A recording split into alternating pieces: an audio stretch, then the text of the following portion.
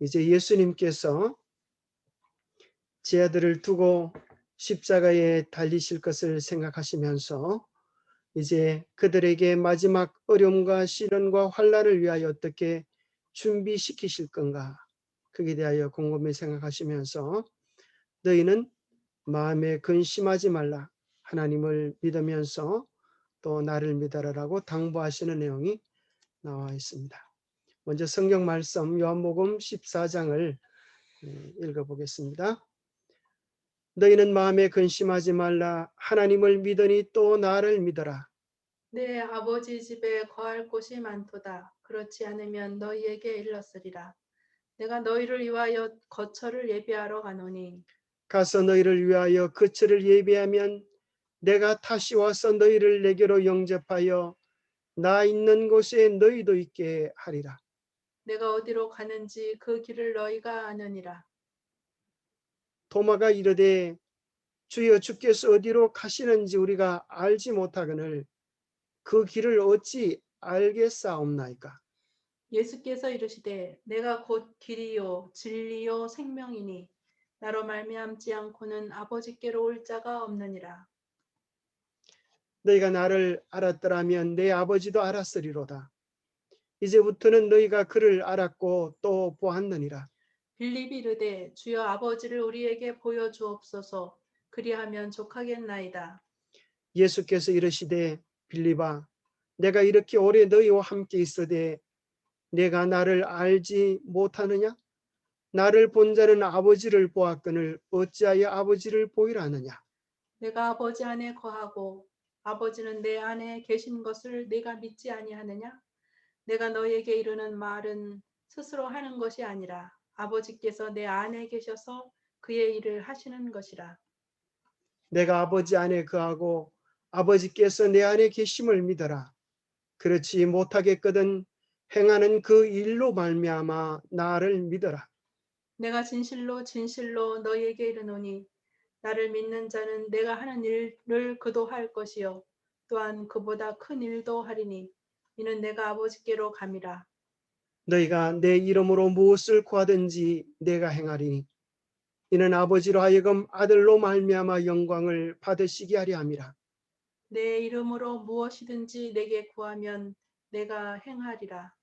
너희가 나를 사랑하면 나의 계명을 지키리라. 내가 아버지께 구하겠으니 그가 또 다른 보혜사를 너희에게 주사 영원토록 너희와 함께 있게 하리니 그는 진리의 영이라. 세상은 능히 그를 받지 못하나니 이는 그를 보지도 못하고 알지도 못함이라. 그러나 너희는 그를 아나니 그는 너희와 함께 거하시며 또 너희 속에 계시겠습니다. 오늘 본문을 가지고 몇 가지 질문을 만들어 보았습니다. 예수님께서 떠나시기 전 제 아들에게 정말 간절히 주시기 원하셨던 기별은 어떤 것이었을까요? 우리 김은재 자매님은 오늘 본문 전체 속에서 예수님이 어떤 내용을 제자들에게 꼭 마음에 새겨주기를 원하시는 것 같습니까? 세 가지 단어가 생각이 나는데요. 예. 첫 번째 단어는 평강, 평강을 평안을 너에게 평안을 주노라 음, 하시는 그 평안이고, 두 번째 단어는 성령, 예, 성령을 보혜사, 세 번째 단어는 사랑. 아주 중요한 세 단어를 선택하셨습니다. 평강, 성령, 사랑. 예. 두 번째로 이런 질문 한번 만들어 보았습니다. 이제 예수님께서 떠나시고 나면 어떻게 지자들이 주께서 맡기신 사명들을 성취할 수가 있을 것인가? 그리고 예수님께서는 왜 제자들에게 너희가 다 나를 버릴 것이라 그렇게 말씀하셨는가? 자, 예수님께서 왜 제자들에게 다 너희가 나를 버리리라 그렇게 말씀하셨을까요? 그들도 알지 못하는 그들을 예수님이 아신다고 하는 메시아에 대한 증거를 보이시기 위함이었나요? 예, 그죠? 일어날 일을 미리 보여주시면서 이미 그들을 용서하신 예수님의 마음을 이렇게 표현해 주고 계신 것 같아요. 너희들이 다 나를 버리고 넘어지는 경험이 있을지라도 나는 너희들을 배척하거나 외면하지 않고 너희들을 다시 일으켜 세워서 이 마지막 사업을 감당하게 할 것이라는 미래를 내다보시는 그 주님의 말씀 속에서 주님의 용서하심과 또 사랑과 다시 일으켜 세우시는 하나님의 예수님의 계획을 보게 하시는 것 같아요. 어떻게 성령을 보혜사로 우리가 경험할 수 있을 것인가? 어떻게 성령의 인도함을 따라 살아가는 삶을 살아갈 수 있을 것인가? 이것도 오늘 중요한 주제입니다. 어떻게 우리가 열매 맺는 생애를 살 수 있는가? 우리 안에 생명이 있다고 하는 증거는 무엇인가? 이런 내용들에 대하여 우리가 한번 본문을 읽고 또 거기에 대한 답들을 찾아보는 것도 좋으리라 생각합니다. 사실 오늘 범위가 아주 많기 때문에 그리고 또 그 내용들이 너무나 중요한 내용들이 많기 때문에 짧은 시간에 다 다루기는 어렵습니다. 그러나 여러분들이 이 말씀을 더 깊이 명상하고 생각하시면서 이 말씀 속에 나타난 충분한 은혜들을 누릴 수 있으면 좋겠습니다. 첫 번 문제 한번 읽고 설명해 주시겠어요? 그분은 아담이 살던 때 곧 아벨이 구속주의 보혈을 대표하는 죽임을 당한 양의 피를 하나님께 드리던 때에도 길이 되셨다. 그리스도는 부조들과 선지자들이 구원을 얻은 그 길이었다. 그분은 우리가 하나님께 접근할 수 있는 유일한 길이시다. 예, 여기 보면 제자들이 두 가지 좀 엉뚱한 질문을 좀 하죠. 그죠? 첫 번째는 도마가 뭐라고 질문합니까?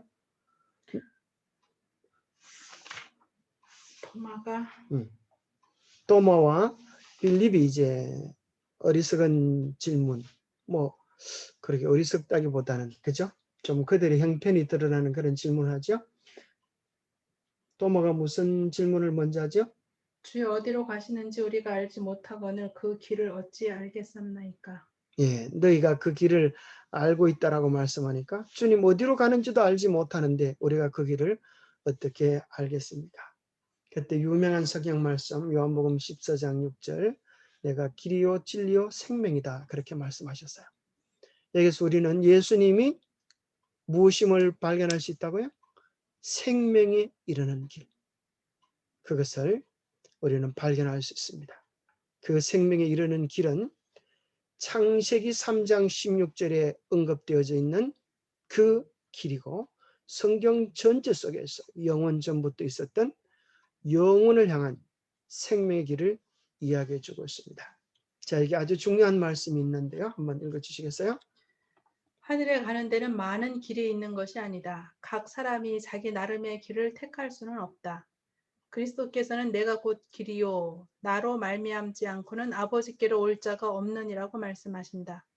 여인의 후손이 뱀의 머리를 상하게 할 것이라고 선포되었던 첫 복음이 에덴에서 전해진 이래 그리스도께서는 길이요 진리요 생명으로서 높이 들린 바 되어 오셨다. 예, 여기 우리 주님은 이렇게 이야기하시죠. 내가 길이요 진리요 생명이다. 사도행전 4장 12절에는 천하 인간의 구원 얻을 만한 다른 이름을 주신 적이 없다고 말씀하십니다. 그런데 오늘날 많은 사람들은 생각하기를 서울에 가는 길이 여러 개인 것처럼 하늘에 가는데도 많은 길들이 있다고 그렇게 생각을 합니다. 자, 어떻게 생각하십니까? 우리 김원재 자매는 왜 예수님만이 생명에 이르는 유일한 길이라고 성경은 이야기하실까요? 다른 길을 통해서 갈 수는 없습니까? 우리가 지난주에 그 산길에 나 있는 데크길을 걸어봤잖아요. 예. 그 데크길을 만들어서 사람들이 누구나 어려운 산길을 쉽게 갈 수 있게 사람들이 길을 만들어 놓았더라고요. 근데 그런 곳에 사람이 길을 만들 수 있지만 하늘로 가는 길에는 엄청나게 크고 넓은 그 죄라고 하는 구렁텅이가 있는데 거기에 길을 놓을 수 있는 사람이 데크길을 날 수는 있어도 하늘 가는 길을 놓을 수는 없는데 예수께서 그 길을 놓아주신 것 같아요. 그래서 우리는 예수 그리스도가 놓아주신 그 길을 따라서 가야 하는데 예수님이 놓아주신 그 길이 곧 예수라고 하는 그 얘기를 하는 게 아닐까요? 참 재밌는 비유네요. 죄의 강을 건너서 가야 하는데, 그죠? 그 죄 때문에 하나님과 우리와의 관계가 분리되어지는데 죄의 강을 건널 수 있는 유일한 길, 유일한 다리는 예수 그리스도밖에 없습니다. 왜냐하면 죄의 값은 사망인데 예수님만이 우리를 위하여 보혈을 흘려주신 분이기 때문에 그렇습니다. 그래서 예수님 외에 다른 길이 없는 것입니다. 산을 가는 데는 많은 길 중에 한 가지가 아니라 유일한 길이신 예수 그리스도를 만나야 합니다. 만일 제자들이 아버지와 아들 사이에 이 밀접한 관계를 믿었다면 멸망하는 세상을 구원하시려고 고통과 죽음을 당하시는 그리스도를 볼 때에 그들은 그들의 신앙을 버리지 않았을 것이다. 자, 두 번째 이제 빌립의 질문을 생각하게 하는데요. 빌립은 뭐라고 질문을 했습니까? 예수님께? 아버지를 보여달라고 그랬나요? 그렇죠. 아버지를 보여주면 족하겠나이다.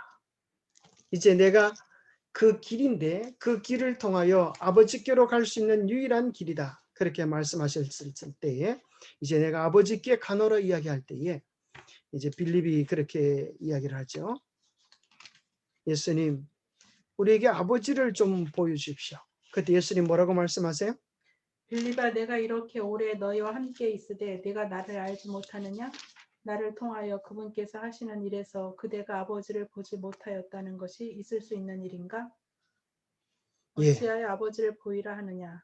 자, 그 대답은 오늘 여기 본문에 나와 있는 아버지와 아들 사이의 밀접한 관계가 어떤 것임을 이렇게 이야기해 주는 것 같아요. 아버지와 아들 사이에는 어떤 밀접한 관계가 있었습니까?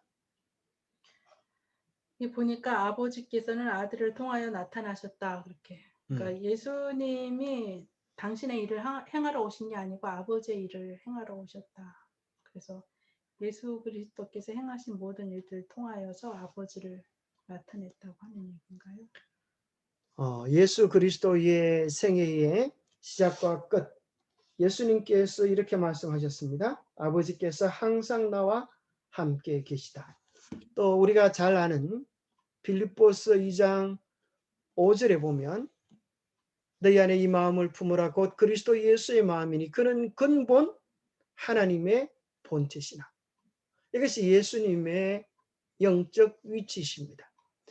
우리가 어떤 사람은 흔히 생각하기를 예수님은 아들 하나님이고 아버지 하나님은 아버지시기 때문에 차득이 있는 것처럼 생각하지만 예수님의 위치는 근본 하나님의 본체라고 성경은 이야기합니다.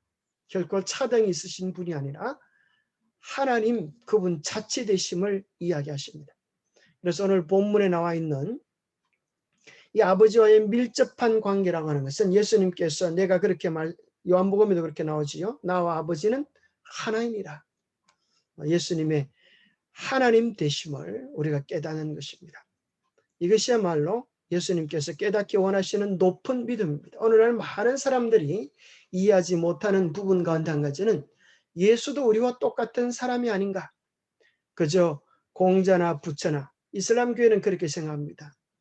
알라가 누구죠? 모하메드 같은 하나의 선지자가 아닌가 그렇게 생각합니다. 그런데 오늘 본문에 나와 있는 예수님이 하나님과 동등된다고 하는 것에 대한 무슨 증거가 있습니까? 어떻게 생각하세요? 증거가 있으세요? 어떤 증거를 찾아볼 수 있을까요? 여기 이렇게 얘기하시요. 내가 아버지 안에 있고 아버지께서 내 안에 계심을 믿어라. 그렇지 못하겠거든 행하는 그 일로 인하여 나를 믿어라. 예수님께서 행하시는 일을 통하여서 당신이 생명 되심을 보여주셨습니다. 바로 그 사건은 구체적으로 죽은 자를 살리신 일일 뿐 아니라 예수님 자신이 곧 보여주실 사건입니다. 십자가에서 인류의 죄를 위하여 죽으시고 3일 만에 무덤을 깨뜨려 일어나시면서 당신 자신이 하나님 되심을 온 세상에 선포하시는 것입니다. 그래서 예수님을 믿는 데는 그저 억지로 무조건 믿으라는 것이 아닙니다. 그분께서 믿을 만한 증거를 주셨습니다. 그것은 하나님만이 깨뜨릴 수 있는 죽음의 권세를 깨뜨리시고 부활하심으로 승리하심으로 보여주신 것입니다. 우리는 때로 예수님께서 아버지를 보여주셨던 것처럼 우리는 이 세상 사람들에게 그런 도전을 받으며 사는 것입니다. 우리에게 예수님을 보여주십시오. 그렇게 말할 때 우리도 예수님처럼 내 생활 속에서 예수를 보라라고 이야기할 수 있는 작은 그리스도인들이 되어야 하겠습니다. 자, 3번. 자력으로 할 수 있다고 믿지 않고 그들을 통하여 하나님께서 하실 수 있다고 믿고 일을 하기 위하여 나아가는 모든 사람들은 그분의 약속의 성취를 확실히 깨달을 것이다. 예수께서는 또한 이보다 큰 것도 하리니 이는 내가 아버지께로 가민이라고 선언하셨다. 자, 예수님께서 제자들에게 참 놀라운 약속을 해주십니다. 내가 하는 일을 너희도 할 터이요 이보다 더 큰 일도 하겠다. 그렇게 약속을 해주세요. 우리가 어떻게 예수님과 같은 일을 할 수 있을까요? 우리가 할 수 있겠습니까? 심지어 예수님 뭐라고 말씀하시는가 하면 나보다 더 큰 것도 하겠다. 이렇게 말씀하셨어요. 자, 예수님께서 하셨던 일은 무엇입니까? 악한 권세, 죄의 권세를 이기는 일입니다. 예수님께서 하나님의 도움을 통하여 그렇게 이기셨던 것처럼 우리도 하나님의 도움을 통하여 성령의 도움을 통하여 죄의 권세를 깨뜨리고 승리하는 기쁨을 누리기를 원하십니다. 뿐만 아니라 예수님께서 이보다 더 큰 일도 예수님께서 하셨던 일보다 더 큰 일도 하겠다. 이렇게 말씀하시는데 이 말의 뜻은 무엇일까요? 자, 이 설명이 여기 나옵니다. 한번 보세요. 또한 이보다 큰 것도 하리니 이는 내가 아버지께로 가민이라. 그리스도께서는 이 말씀으로 제자들의 사업이 당신이 하신 사업보다 더 고귀한 성질의 것이라는 것을 의미하는 것이 아니라 범위가 더욱 커지리라는 것을 의미하는 것이었다. 그분은 이적을 행하는 일에 대하여 언급하신 것뿐만 아니라 성령의 역사 아래 일어날 모든 일을 말씀하셨다. 자, 우리가 기억해야 될 사실은 예수님은 유일한 구세주라고 하는 사실입니다. 예수님과 똑같은 일을 할 수 있는 사람은 아무도 없습니다. 그런데 오늘 본문에서 예수님께서 약속하시기를 내가 한 것보다 더 큰 일도 행하리라 이 말은 그분이 하신 사업의 고귀한 성질을 의미하는 것이 아니라 범위가 더 커지리라는 것을 의미합니다. 그래서 예수님은 유대 땅의 복음을 전파하셨지만 이 복음이 사도행전 1장 8절에 나오는 것처럼 예루살렘과 유대와 사마리아와 땅끝까지 전파되어질 것을 내다보시면서 성령의 역사를 통하여 이 복음이 온 세상에 전파되어질 것을 이야기하고 계시는 것입니다. 모든 참된 순종은 마음에서 우러나온다. 그리스도와 함께 일하는 것은 마음이다. 만일 우리가 동의한다면 그분은 우리의 마음과 정신을 당신 자신의 것으로 간주하시고 우리의 사상과 목적을 당신의 뜻과 일치하도록 섞어 놓으실 것이다. 예, 그렇다고 하면 우리가 어떻게 주님께서 하셨던 그 일, 또 그 복음의 영역을 온 세상으로 확장시키는 그 일을 할 수 있겠습니까? 그 일은 성령 충만함을 통하여 할 수 있는 것입니다. 성령의 인도함을 통하여 할 수 있는 것입니다. 성령을 어떤 자에게 내려놓으면 순종하는 자에게 성령을 주시는 것입니다. 성령은 멀리 계시는 분이 아니라 우리 안에 거하시는 분이십니다. 성령은 우리 안에서 이야기해 주십니다. 말씀을 통하여 이야기해 주시고 때로 우리 양심을 통하여 깨우쳐 주시기도 하십니다. 우리 마음에 선한 소원을 주셔서 일깨워 주시기도 하십니다. 그래서 우리는 우리 안에서 이끄시는 주의 음성에 참된 마음으로 순종할 때 하나님과 함께 동역하는 기쁨을 누릴 수가 있습니다. 여러분, 이 말씀은 아주 중요합니다. 그리스도께서 어떻게 우리 안에 역사하신다고요? 그리스도와 함께 일하는 것은 마음이다. 육신적인 눈으로 그리스도를 보려고 시도하지 마십시오. 오늘 우리가 예수님께 대한 마음, 우리의 마음을 전적으로 주께 드릴 때 우리의 마음 안에 오늘 주님께서 역사하시고 우리의 마음 안에 당신의 뜻을 계시해 주시는 것입니다.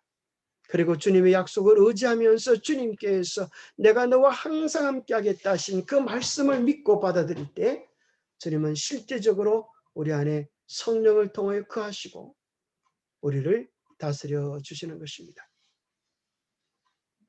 그리하여 우리가 그분에게 순종한다면 그것은 우리 자신이 받은 자극을 실행에 옮기는 데 불과하게 될 것이다. 세련되고 성화된 의지는 그분을 봉사하는 일에서 최고의 기쁨을 발견하게 될 것이다. 하나님을 아는 것을 특권으로 생각하고 우리가 하나님을 알 때에 우리의 생애는 계속적인 순종의 생애가 될 것이다. 그리스도의 품성을 존중하고 하나님과 교제함으로 우리들은 죄를 미워하게 될 것이다.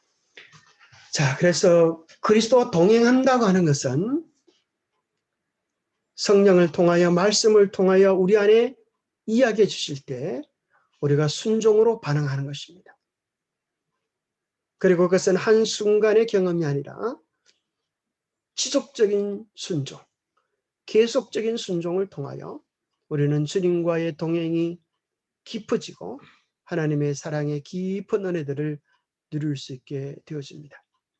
그리고 주님과 함께 동행하는 것은 이 세상의 어떤 것과 비교할 수 없는 최고의 기쁨을 우리에게 줄 것입니다. 주님과 함께 교제하는 기쁨, 주님과 함께 봉사하는 기쁨, 그 기쁨을 우리가 누릴 수 있으면 좋겠습니다. 이전에도 성령께서는 세상에 계셨으며 구속 사업이 시작된 바로 그때부터 그분은 사람들의 마음을 감동시켜 오셨다. 그러나 그리스도께서 세상에 계실 동안에는 제자들은 다른 조력자를 바라지 않았다.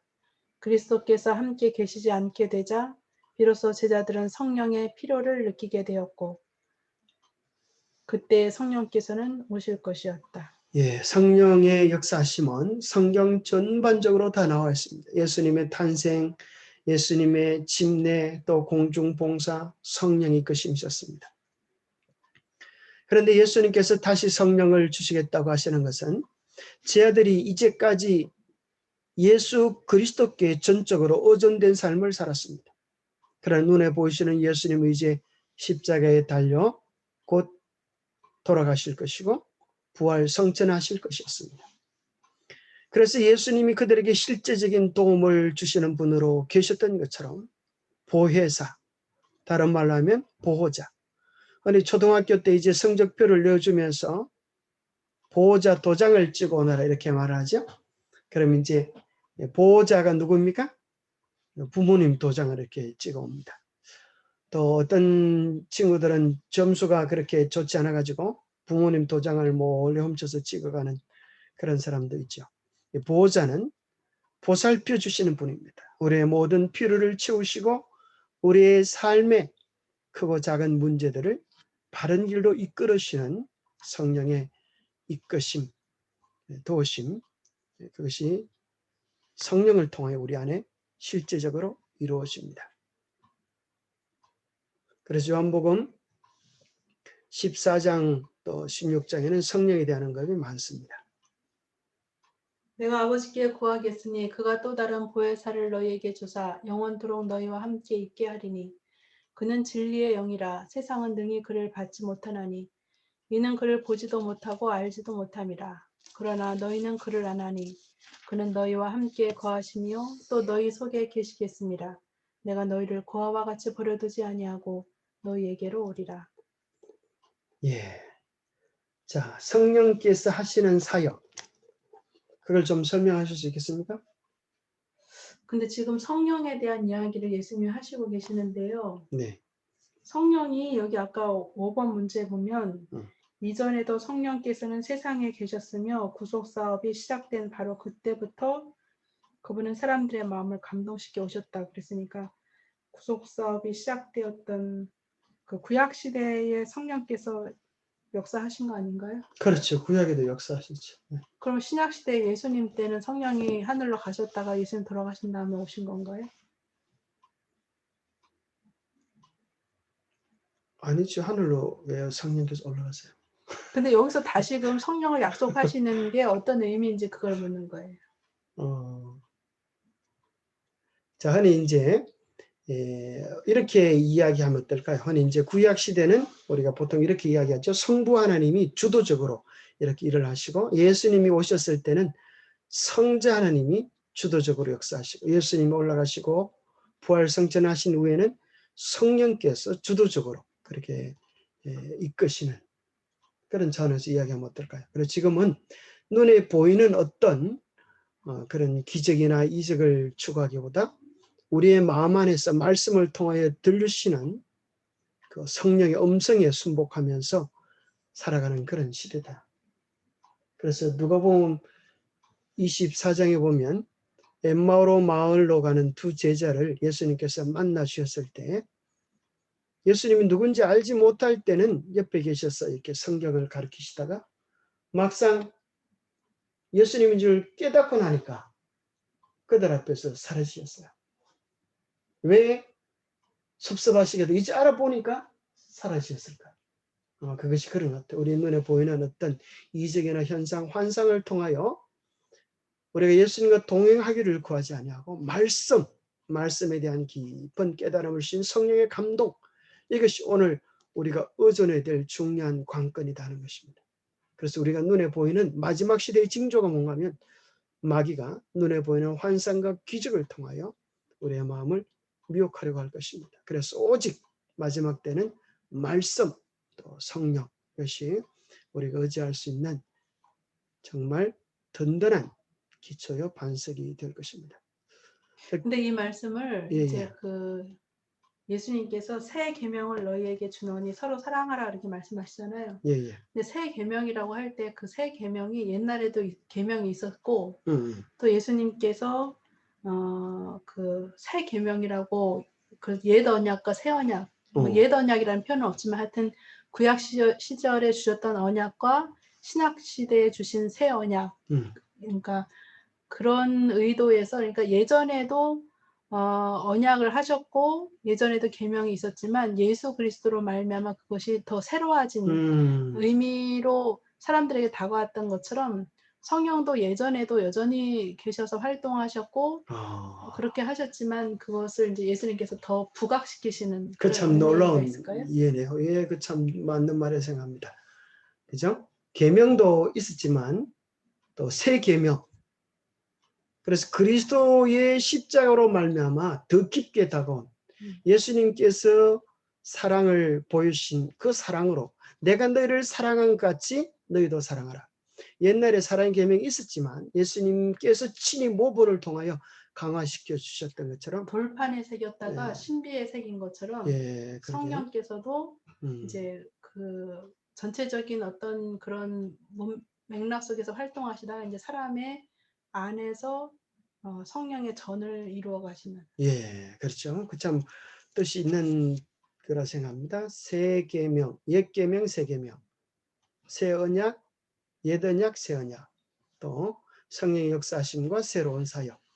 그래서 예수님께서 또 성령은 오셔서, 자, 성령의 6가지 사역이 있는데 죄에 대하여, 의에 대하여, 심판에 대하여 이렇게 본문에 나오죠. 요한복음 16장에 보면 죄에 대하여라면 너희가 나를 믿지 아니하며, 죄라고 하는 것은 예수님을 잘 믿지 않은 것입니다. 의에 대하여라면 예수님을 바르게 믿는 것이, 예수님이 우리 의입니다.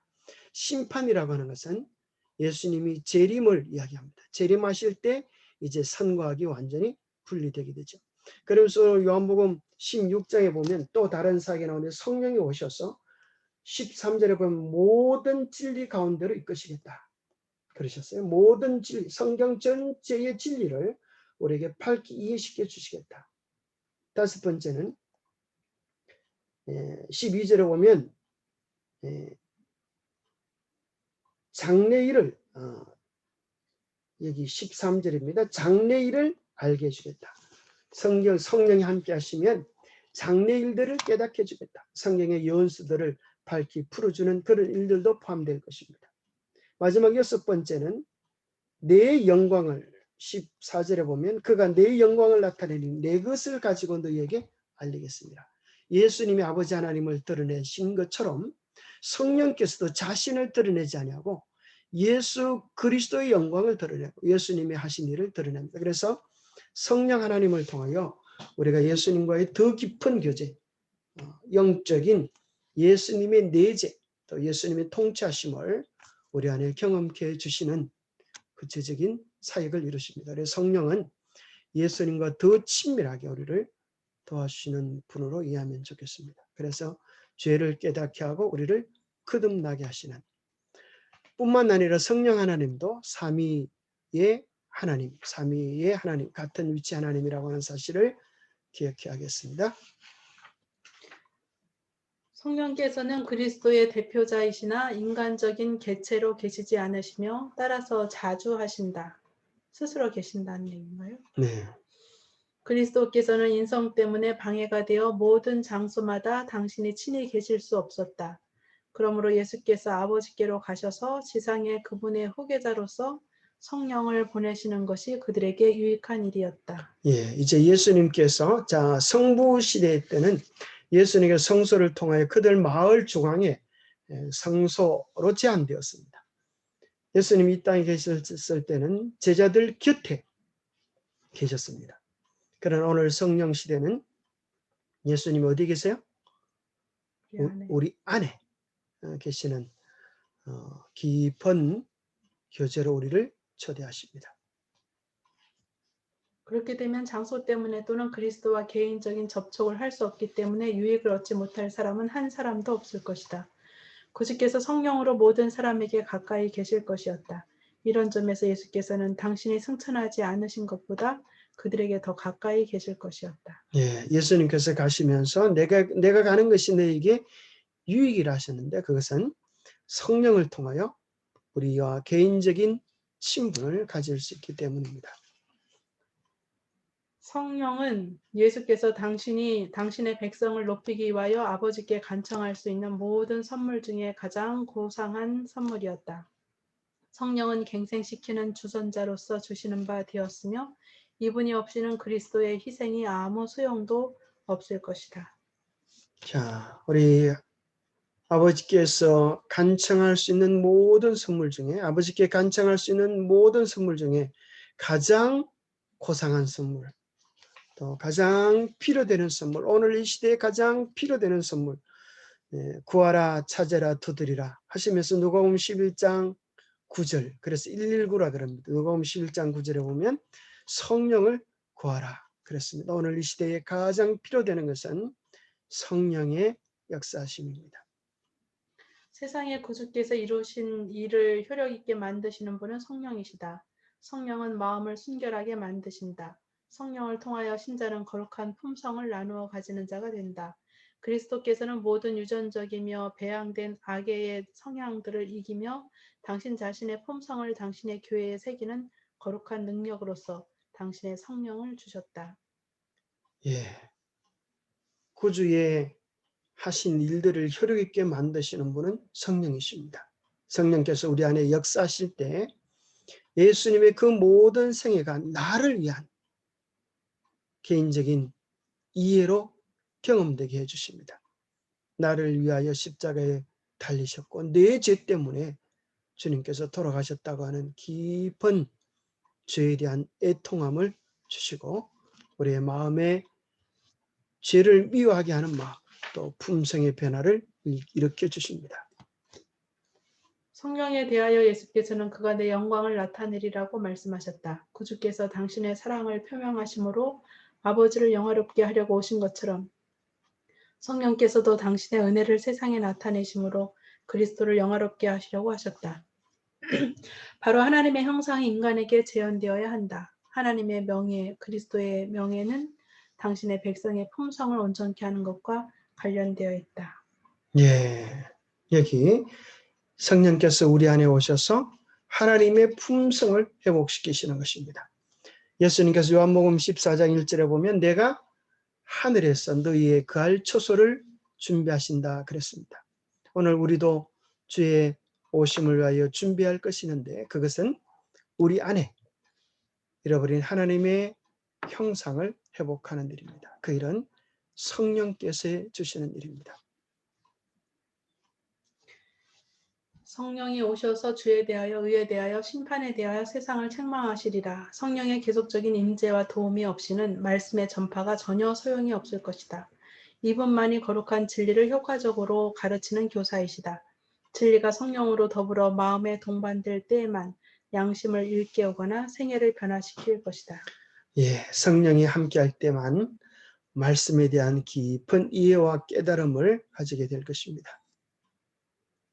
누구든지 하나님의 말씀을 문자 그대로 소개할 수 있을 것이며 모든 하나님의 말씀의 명령과 약속들을 잘 알 수 있을 것이다. 그러나 성령께서 진리로 깊이 감명시키지 않으면 반석 위에 떨어져 깨어질 심령은 하나도 없을 것이다. 교육이나 유리한 지위가 아무리 위대하다 하여도 하나님의 성령과의 협력함이 없이는 아무도 거듭날 수 없고 또 빛의 통로가 될 수 없습니다. 성령께서만이 죄에 대한 애통함과 또 진정한 변화, 거듭남을 주실 수 있으십니다. 그리스도의 엄숙한 경고는 마음을 살피라는 일종의 요구이었다. 베드로는 자신을 불신임하고 그리스도께 대한 더욱 깊은 믿음을 가질 필요가 있었다. 베드로가 겸손히 경고를 받아들였다면 그는 양무리의 목자에게 당신의 양을 지키시도록 간청했을 것이다. 예, 예수님께서 어떤 경고를 주셨나요? 자, 마가복음 14장에 보면 예수님께서 제자들에게 이르시되 너희가 다 나를 버리리라. 이는 기록된 바 내가 목자를 치리니 양들이 흩어지리라 하였음이니라. 자, 이건 역시 성경의 예언의 성취였습니다. 그러나 내가 살아난 후에 너희보다 먼저 갈릴리로 가리라. 베드로가 여짜오되 다 버릴지라도 나는 그리하지 않겠나이다. 예수께서 이르시되 내가 진실로 내게 이르노니 오늘 이 밤 닭이 2번 울기 전에 내가 3번 나를 부인하리라. 베드로가 힘있게 말하되 내가 주와 함께 죽을지언정 주를 부인하지 않겠나이다 하고 모든 제자도 이와 같이 말하니라. 자, 예수님께서 미리 베드로가 예수님을 부인할 것과 제자들이 다 주님을 떠날 것을 버릴 것을 얘기해 주셨습니다. 이것을 통하여 예수님은 그들의 연약함을 깨닫게 하시고 그럼에도 불구하고 여전히 사랑하고 계시는 주님의 사랑과 용서를 신뢰하도록 그렇게 하셨습니다. 그러면서 이제 요한복음 15장 예수님께서 이제 성만찬 예배를 마치시고 이제 가시면서 달빛에 보여지는 포도나무 밭을 보시면서 예수님이 요한복음 15장에 나오는 포도나무의 중대한 교훈을 우리에게 알려주십니다.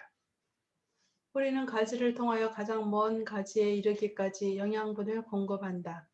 그와 같이 그리스도께서는 모든 신자들에게 영적 능력의 흐름을 전달하신다. 영혼이 그리스도께 연결되어 있는 한 시들어 버리거나 부패할 위험은 없다. 예. 마치 포도나무 가지가 나무에 연결되어 있는 것처럼 우리가 그리스도께 깊이 연결되어져 있을 때 우리는 풍성한 열매들을 맺게 될 것입니다. 나는 포도나무요 너희는 가지라. 그가 내 안에 내가 그 안에 거하면 사람이 열매를 많이 맺나니 나를 떠나서는 너희가 아무것도 할 수 없습니다.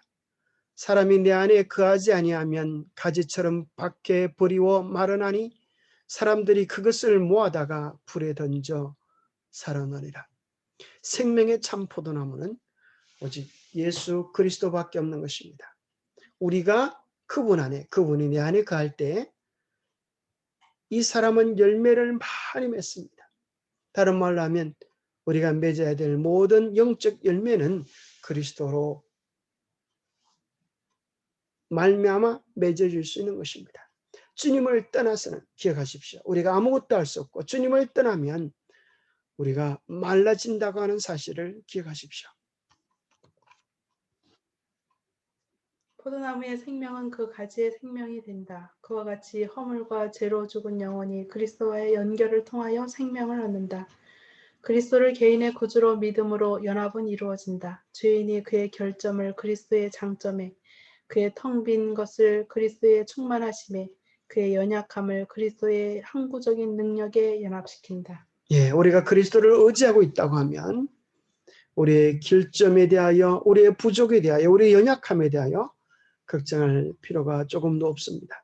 주님께서 그 모든 필요들을 채워주실 것이기 때문입니다.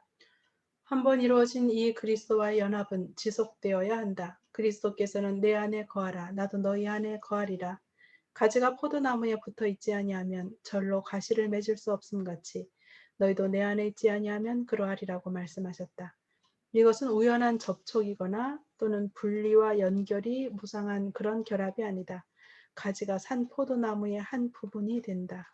예, 아주 중요한 말씀이죠. 한번 이루어진 이 그리스도의 연합은 지속되어야 합니다. 그리스도께서 내 안에 거하라는 나도 너희 안에 거하리라. 예수님께서 이렇게 말씀하십니다. 너희가 내 안에 거하라. 우리가 주님의 뜻 안에, 말씀 안에, 성령의 인도하심 안에 거할 때에 주님께서 우리 안에 계심을 확신할 수가 있습니다. 뿌리에서 가지로 생명과 힘과 과실의 풍성함을 전달하는 일은 끊임없이 계속된다. 포도나무에 붙지 않은 가지는 살 수 없다. 예수께서는 너희가 나를 떠나서는 살 수 없으리라고 말씀하셨다. 너희가 나에게 받은 생명은 계속적인 교통을 통해서만 유지될 수 있다. 내가 없이는 너희는 단 하나의 죄도 이길 수 없고 조그마한 유혹이라도 물리칠 수 없다. 예, 죄라고 하는 단수를 쓰면 주님과의 끊어진 관계입니다. 그것 때문에 수많은 죄들이 발생되어지는 것입니다. 새는 하늘에서 자유함을 누릴 수 있고 물고기는 물속에서 자유를 누릴 수 있는 것처럼 그리스도인은 그리스도 안에서 진정한 자유와 평안과 기쁨을 누릴 수 있습니다. 내 안에 거하라. 나도 너희 안에 거하리라. 그리스도 안에 거한다는 것은 그분의 성령을 계속적으로 받아들여 그분에게 봉사하는 일에 전적으로 복종하는 생애를 의미한다. 교통의 통로는 인간과 하나님 사이에 계속적으로 열려 있어야 한다. 포도나무 가지가 산 포도나무에서 수액을 계속적으로 빨아올리는 것처럼 우리도 예수께 매달려서 믿음으로 능력과 그분의 품성의 완전하심을 그분에게서 받아야 한다. 예, 이것이 바로 정답입니다. 우리가 어떻게 완전해질 수가 있는가? 어떻게 우리가 마지막 성령 충만한 경험을 할 수가 있는가? 오늘 우리가 주님 안에 거하는 것입니다. 주님과의 관계를 새롭게 하는 것입니다. 매일 우리 안에 주시는 말씀에 성령의 이끄심에 전적으로 순종하는 생애를 살아가는 것입니다. 그럴 때에 하나님은 매 순간 우리에게 새로운 생명으로 능력으로 역사하여 주셔서 우리의 삶을 붙잡아 주실 것입니다. 사람들이 폭력이나 살이로서가 아니라 살이 개인적인 이익이네요. 네. 사랑으로 결합할 때 그들은 모든 인간의 세력 이상의 힘이 작용하고 있음을 보이는 것이다. 이런 일치가 존재할 때 그것은 하나님의 형상이 인간 속에서 회복되고 있으며 생애의 새로운 원칙이 심기어졌다는 증거이다. 예. 우리가 그리스도께 속했다고 하는 사실, 우리 안에 생명이 있다고 하는 사실을 어떻게 알 수 있다고요? 우리가 요한복음 13장 34절 35절에 하는 것처럼 새 계명을 너희에게 주노니 내가 너희를 사랑한 것 같이 너희도 서로 사랑하라. 그리하면 세상이 너희가 내 제자인 줄 알리라. 모든 사람이 너희가 내 제자인 줄 알리라. 그렇게 말씀하셨어요. 바로 이것 그리스도의 사랑으로 그리스도인들이 결속되어질 때 우리의 삶이 이기심이 아니라 하늘의 원칙으로 다스려질 때 우리는 하늘에 속해 있음을 확인하게 되는 것입니다. 요한일서 3장 14절에 보면 우리는 형제를 사랑함으로 사망에서 옮겨 생명으로 들어간 줄을 안다고 했습니다. 사랑하지 아니하는 자는 사망에 머물러 있느니라. 그 형제를 미워하는 자마다 살인하는 자니 살인하는 자마다 영생이 그 속에 거하지 아니하는 것을 너희가 아는 바라. 예수 그리스도의 사랑으로 우리는 서로를 사랑해야겠습니다. 그리스도께서는 이것을 너희에게 이름은 너희로 내 안에서 평안을 누리게 하려 함이라. 세상에서는 너희가 환난을 당하나 담대하라. 내가 세상을 이기었노라고 말씀하셨다. 그리스도께서는 실패하거나 낙담하지 않으셨는데 그분을 따르는 자들도 그와 같은 인내성 있는 믿음을 나타내야 한다. 그들은 예수께서 사신 것처럼 살아야 하며 그분이 일하신 것처럼 일하여야 할 것이다. 이는 그들이 예수님을 위대하신 주장으로 의지하는 까닭이다. 그들은 용기와 힘과 인내를 가져야 한다. 분명히 불가능한 것 같이 보이는 것들이 저희 길을 막을지라도 그들은 예수님의 은혜를 힘입어 앞으로 전진해야 한다. 그들은 어려움을 슬퍼하는 대신에 어려움을 극복하도록 부르심을 받았다. 그들은 어떤 일에도 실망하지 말고 범사에 소망을 가져야 한다. 자, 10분입니다. 그리스도께서는 당신의 비할 데 없는 사랑의 금사슬로 그들을 하나님의 보좌에 붙들어 매셨다. 모든 능력의 근원으로부터 흘러나오는 우주에서 가장 높은 감화가 그들의 것이 되게 하는 것이 그분의 목적하신 바였다. 예수님께서 연약하고 부족하지만 당신의 제자들을 비할 데 없는 사랑의 금사슬로 하늘의 보좌와 연결되기를 원하셨습니다. 그리하여 하늘의 능력이 우리를 통하여 이 세상에 역사되기를 원하시는 것입니다. 그리스도께서는 하늘의 질서, 하늘 정부의 계획, 하늘의 거룩한 조화가 지상에 있는 당신의 교회에 나타나게 되기를 계획하신다.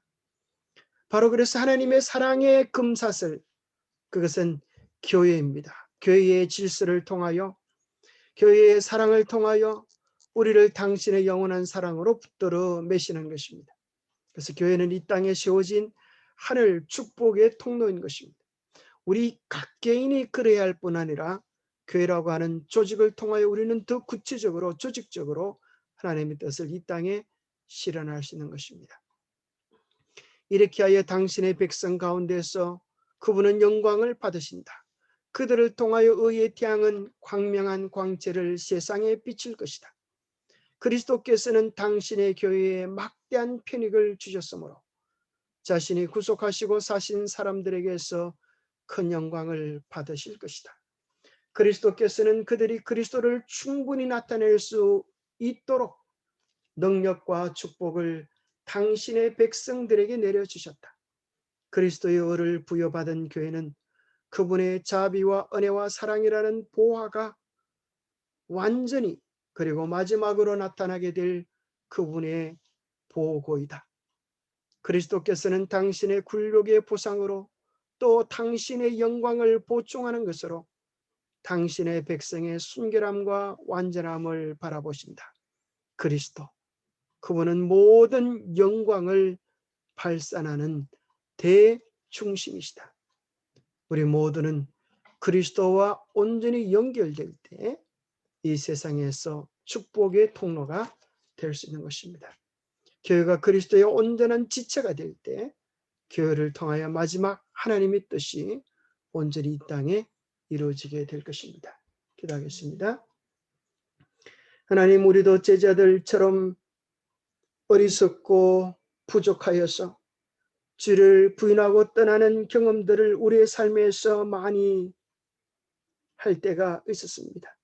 그러나 주님께서 우리를 부족하다고 넘어졌다고 외면하거나 배척하지 않으시고 싫어하지 아니하심을 인하여 감사합니다.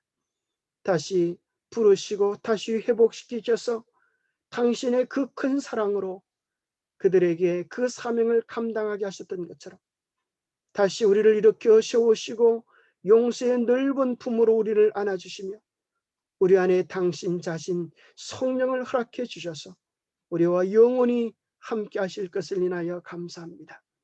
말씀을 통하여 성령을 통하여 우리의 인생을 인도해 주실 때 우리가 아멘 순종으로 응답하며 주님과 동행하게 하여 주시옵소서.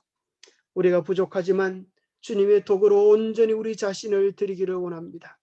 주님 받아주시고 마지막 능력의 도구들로 우리를 사용하여서 당신의 뜻을 온전히 이 땅에 실현시켜 주시옵기를 우리 주 예수 그리스도 이름 모자하여 간절히 간구하옵나이다.